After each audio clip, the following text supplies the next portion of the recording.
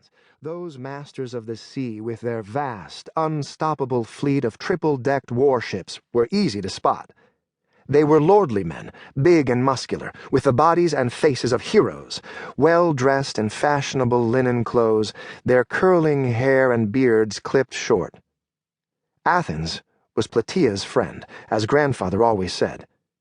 But the Athenians never seemed very friendly.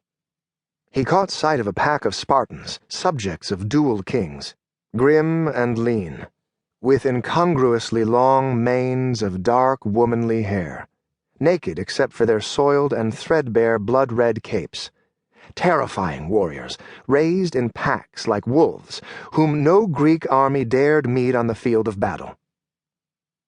"Never break an oath, and never turn your back on a Spartan," as grandfather liked to say, "and fear slavery more than death."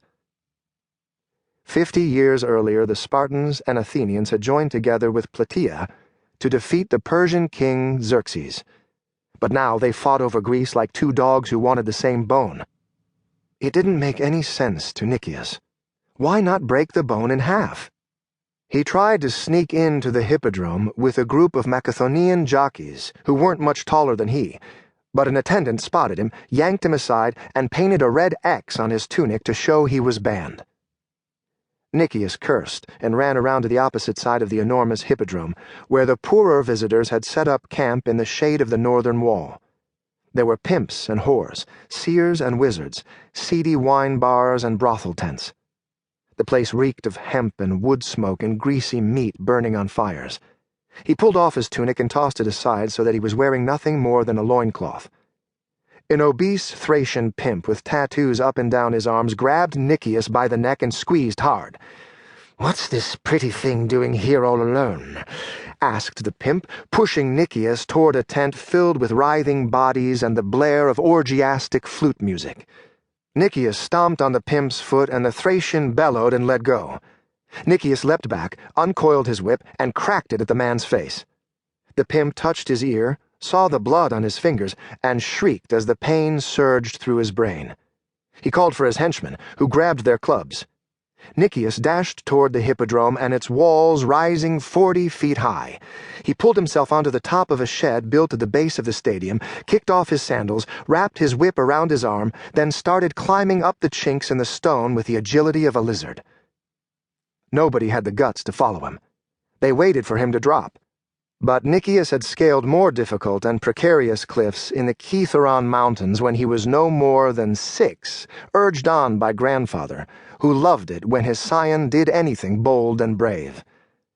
In a matter of minutes he was at the top, gazing at the 40,000 spectators and the still empty fighting arena below him. A combination of smells punched him in the face: the spicy odor of unwashed men and the pungent reek of fish cakes sold by vendors as snacks.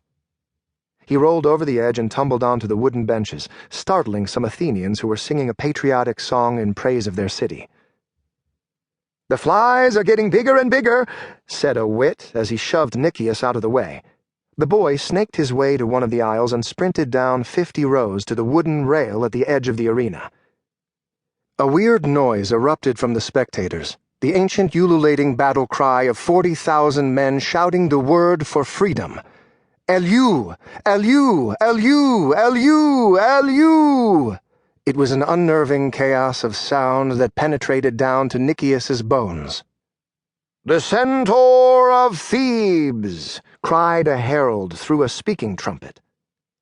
Deimos the Theban entered the arena to the thunderous shouts and applause of his supporters.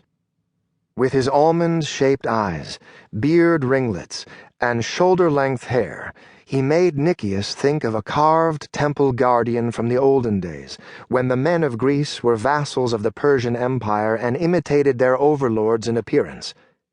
His upper body rippled with muscles, and his legs were as solid as a warhorse's. It was easy to see how he'd gotten his name. He really did resemble a centaur, and like those ancient creatures, he was deadly. His last pankration opponent had been dragged from the arena with a broken neck. Nikias felt a surge of hatred for this man. He might have been the same Theban who had killed his father at the Battle of Coronia. "I'll drown myself if Deimos..."